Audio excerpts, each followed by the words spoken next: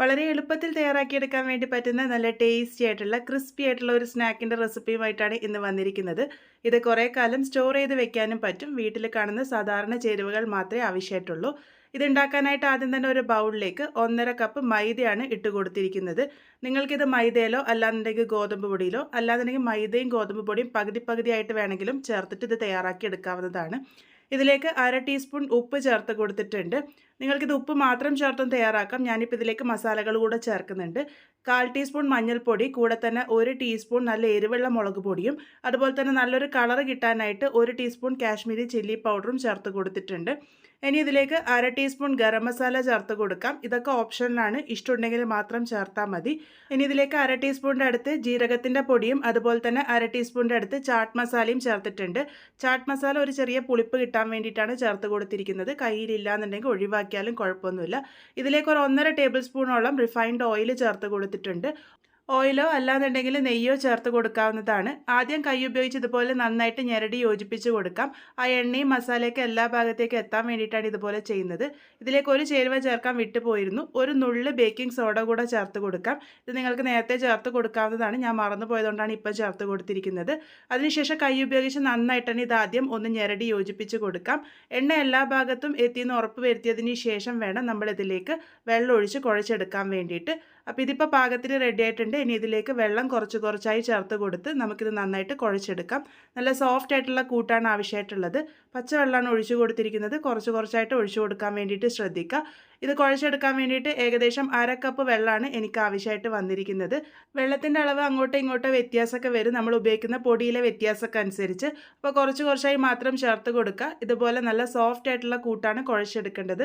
ഇതുപോലെ കൂട്ടൊന്ന് കുഴഞ്ഞു വന്നതിന് ശേഷം കൈയെടുക്കാതെ 1-2 മിനിറ്റ് നേരം നല്ല പോലെ തന്നെ നീഡ് ചെയ്തെടുക്കുക. നല്ല സോഫ്റ്റ് ആയിട്ടുള്ള കൂട്ട് കിട്ടാൻ വേണ്ടിയിട്ട് സഹായിക്കും. ഇപ്പോൾ ഇത് പാകത്തിന് റെഡി ആയിട്ടുണ്ട്. നല്ല സോഫ്റ്റ് ആയിട്ടുള്ള നമ്മളുടെ കൂട്ട് ഇവിടെ റെഡി ആയിട്ടുണ്ട്. ഈ ഒരു പാകത്തിനാണ് കൂട്ട് വേണ്ടത്. ഈ ഒരു കൂട്ട് ഒരു 10 മിനിറ്റ് നേരത്തേക്ക് ഒന്ന് റെസ്റ്റ് ചെയ്യാൻ വേണ്ടി വയ്ക്കാം. ആ ഒരു സമയമാകുമ്പോഴേക്കും ഇതൊന്നും കൂടെ സോഫ്റ്റ് ആയിട്ട് വന്നോളും. അപ്പോൾ ഇതിവിടെ റെസ്റ്റ് ചെയ്യാൻ വേണ്ടി വെച്ചിട്ടുണ്ട്. ഇനി ഒരു പലഹാരം തയ്യാറാക്കി എടുക്കുമ്പോൾ നമുക്ക് നടുവിലേക്ക് സ്പ്രെഡ് ചെയ്ത് കൊടുക്കാനായിട്ട് ഒരു ബാറ്ററിൻ്റെ ആവശ്യമായിട്ടുണ്ട്. അതിനായിട്ട് ഒരു ബൗളിലേക്ക് 2 ടീസ്പൂൺ മൈദ ചേർത്ത് കൊടുത്തിട്ടുണ്ട്. അതിലേക്ക് ഏകദേശം 4 ടീസ്പൂൺ റിഫൈൻഡ് ഓയിലാണ് ചേർത്ത് കൊടുത്തിരിക്കുന്നത്. അത് പക്ഷേ ആദ്യം തന്നെ മുഴുവനായിട്ടും ചേർത്തിട്ടില്ല. 2 ടീസ്പൂൺ ചേർത്ത് നോക്കിയിട്ട് വേണം നമ്മൾ എണ്ണ ചേർത്ത് കൊടുക്കാൻ വേണ്ടിയിട്ട്. മൊത്തത്തിൽ 4 ടീസ്പൂൺ റിഫൈൻഡ് ഓയിലാണ് ഇതിലേക്ക് ചേർത്ത് കൊടുത്തിരിക്കുന്നത്. ഈ ഒരു പാകത്തിന് കട്ടിയായിട്ടുള്ള ഒരു കൂട്ട് നമ്മൾ തയ്യാറാക്കി എടുക്കണം. ഇത് നിങ്ങൾക്ക് നെയ്യ് ഉപയോഗിച്ചും തയ്യാറാക്കി എടുക്കാവുന്നതാണ്. മൈദയ്ക്ക് പകരം ഗോതമ്പ് പൊടിയും ഉപയോഗിക്കാവുന്നതാണ്. അപ്പോൾ നമ്മളുടെ കൂട്ട് ഇവിടെ 10 മിനിറ്റ് റെസ്റ്റ് ചെയ്ത് എടുത്തിട്ടുണ്ട്. കൂട്ട് ഒന്നും കൂടെ സോഫ്റ്റ് ആയിട്ട് വന്നതായിട്ട് നിങ്ങൾക്ക് കാണുമ്പോൾ തന്നെ മനസ്സിലാകുന്നുണ്ടാകും. ഒന്നും കൂടെ നീഡ് ചെയ്തെടുത്തതിന് ശേഷം നമുക്കിത് ചെറിയ ചെറിയ ഉരുളകളാക്കിയിട്ട് മാറ്റിയെടുക്കാം. നമ്മൾ സാധാരണ പൂരിക്കൊക്കെ ഉണ്ടാക്കുന്ന ആ ഒരു വലുപ്പത്തിലുള്ള ഉരുളകൾ മാത്രമേ നമുക്ക് ആവശ്യമായിട്ടുള്ളൂ. ചെറിയ ഉരുളകളാണ് ആക്കിയെടുക്കേണ്ടത്. അപ്പോൾ ഈ ഒരു പാകത്തിനുള്ള 15 ഉരുളകളാണ് ഞാനിവിടെ തയ്യാറാക്കി എടുത്തിരിക്കുന്നത്.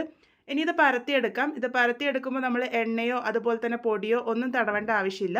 ഒട്ടും തന്നെ പറ്റിപ്പിടിക്കാതെ നമുക്കിത് ഈസി ആയിട്ട് പരത്തിയെടുക്കാൻ വേണ്ടി പറ്റും. നല്ല നേർത്ത് തന്നെ പരത്തിയെടുക്കാൻ വേണ്ടിയിട്ട് ശ്രദ്ധിക്കുക. അപ്പോൾ ഇതുപോലെ നല്ല നേർത്ത് ഞാനിവിടെ പരത്തിയെടുത്തിട്ടുണ്ട്.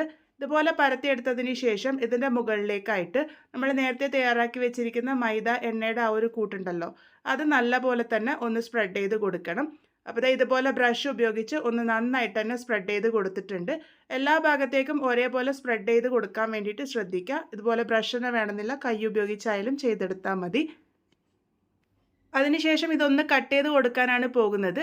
2 അരികുകളും കുറച്ച് വിട്ടിട്ട് വേണം കട്ട് ചെയ്തെടുക്കാൻ വേണ്ടിയിട്ട്. നമ്മൾ മുഴുവനായിട്ടും കട്ട് ചെയ്ത് കൊടുക്കണില്ല.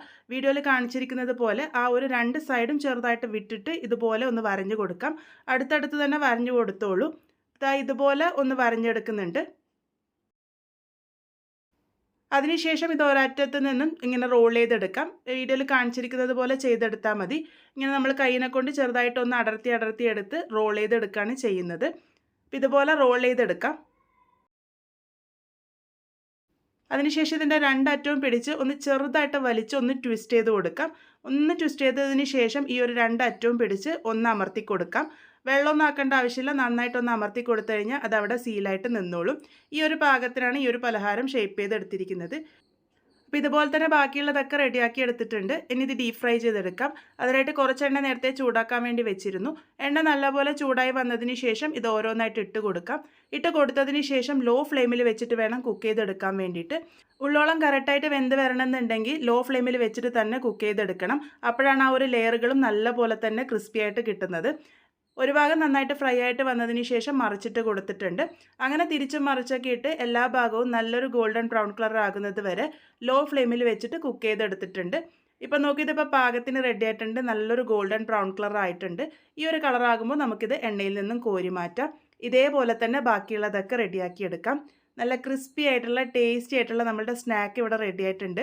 നല്ല ക്രിസ്പി ആയിട്ടാണ് ഇരിക്കുക. അതുപോലെ തന്നെ ലെയറുകളൊക്കെ നന്നായിട്ട് തന്നെ വന്നിട്ടുണ്ട്. ഇത് നിങ്ങൾക്ക് എയർ ടൈറ്റ് ആയിട്ടുള്ള പാത്രത്തിൽ കുറേ കാലം സ്റ്റോർ ചെയ്ത് വെക്കാവുന്നതാണ്. നല്ല ക്രിസ്പി ആയിട്ടുള്ള ഈ ഒരു സ്നാക്ക് ട്രൈ ചെയ്ത് ഫീഡ്ബാക്സ് ഒക്കെ പറയാൻ മറക്കരുത്. വീണ്ടും ഒരു നല്ല റെസിപ്പിയുമായി കാണാം.